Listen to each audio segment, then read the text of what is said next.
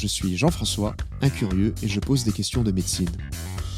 Bonjour, je suis Diane de la Clergerie, je suis médecin, et le plus important pour moi, c'est de pouvoir aborder ici tous les sujets de santé sans aucun jugement. Selon l'Institut national du cancer, près de 190 000 femmes ont découvert en 2023 qu'elles étaient atteintes par cette pathologie. Il s'agit en effet de la deuxième cause de mortalité de la femme en France.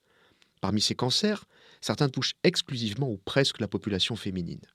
Avec nous pour en parler, le docteur Diane de la Clergerie. Bonjour Diane. Bonjour Jean-François. Diane, est-ce que tu peux d'abord nous rappeler brièvement ce qu'est le cancer ? Alors le cancer, que l'on appelle également tumeur maligne, correspond à une prolifération de cellules dites anormales qui peuvent envahir et détruire les tissus voisins, voire migrer à distance.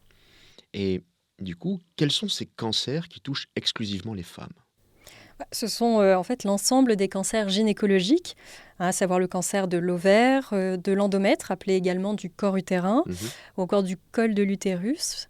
Plus rarement, ça peut être aussi les cancers de la vulve, du vagin ou encore des trompes. L'exception étant en fait le cancer du sein, puisqu'il touche dans 1% des cas les hommes. Et alors, parmi les cancers que tu évoques, est-ce qu'il y en a qui font partie des plus graves ou qui sont les plus fréquents, je ne sais pas ? Alors le cancer le plus fréquent, c'est bien entendu le cancer du sein, puisqu'il touche aujourd'hui une femme sur 8. Et étant donné sa fréquence, c'est celui aussi qui représente la première cause de mortalité par cancer chez la femme. En revanche, le cancer qui a probablement le plus mauvais pronostic, c'est celui de l'ovaire, puisqu'il est malheureusement souvent découvert tardivement.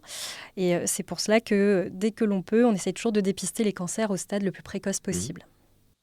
Et alors, tu nous parles des dépistages organisés gynécologiques. Où est-ce qu'on en est en France à ce sujet ? Alors, excellente question. Premièrement, on a un dépistage organisé pour le cancer du sein qui concerne toutes les femmes entre 50 et 74 ans qui sont invitées à réaliser une mammographie gratuitement tous les 2 ans grâce à un courrier de l'assurance maladie. On comprend l'intérêt de ce dépistage quand on sait qu'on a un taux de survie à 5 ans pour ce cancer qui est de 99% s'il est découvert tôt et qui passe à 26% s'il est découvert à un stade tardif.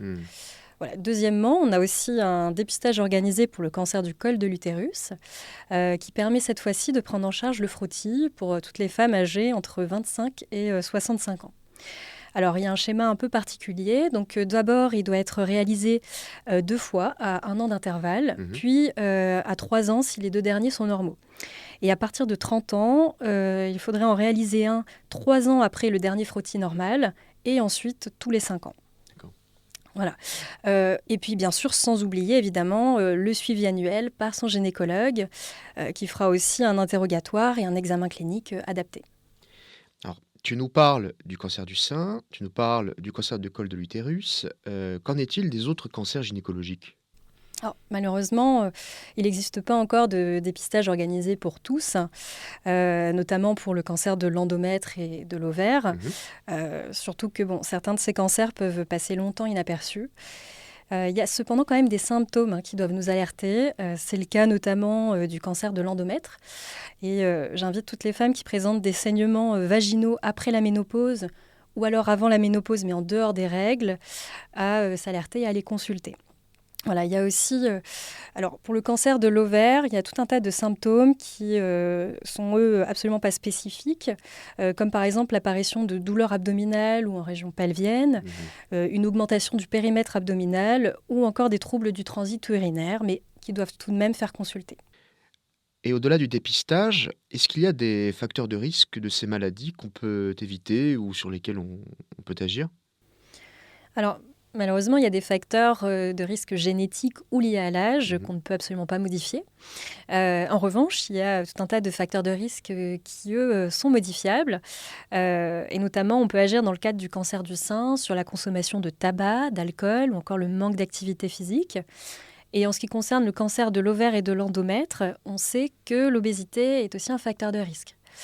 Alors, en ce qui concerne en revanche le cancer du col de l'utérus, je rappelle que le facteur de risque principal, c'est le papillomavirus humain, contre lequel il existe une vaccination aujourd'hui. Et ce vaccin est désormais recommandé aux filles et aux garçons qui sont âgés de 11 à 14 ans, avec un rattrapage possible jusqu'à 19 ans. Alors, si certains pourraient être surpris au fait que ça soit étendu également aux garçons, sachez qu'ils peuvent être à la fois porteurs, mais que le HPV peut aussi provoquer d'autres cancers, notamment au niveau de la gorge. Récemment, si on a suivi l'actualité, il y a eu Octobre Rose. Et est-ce que tu peux du coup nous parler des dispositifs de soutien pour les femmes qui sont concernées par ces pathologies? Oui, tout à fait. Il y a énormément d'actions solidaires qui sont mises en place. Et le mois d'Octobre Rose est un excellent exemple. Ça fait une trentaine d'années qu'il existe et qui permet chaque fois de sensibiliser davantage la population, à la fois à la prévention, mais aussi à la prise en charge du cancer du sein et aussi au domaine de la recherche. Il y a aussi tout un tas d'associations qui font un travail remarquable, à la fois pour soutenir les femmes qui sont suivies d'un cancer, mais aussi celles qui sont en rémission. Et c'est le cas notamment de l'association qui s'appelle Rose Up.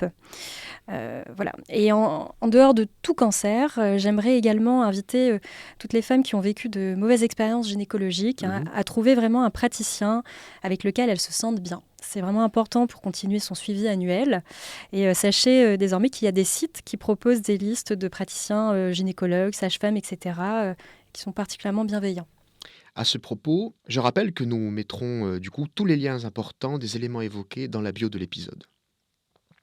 Il est désormais temps de conclure. Au-delà du dépistage organisé et de la vaccination qui ont un rôle important, n'oubliez pas qu'un suivi annuel par un gynécologue est également essentiel.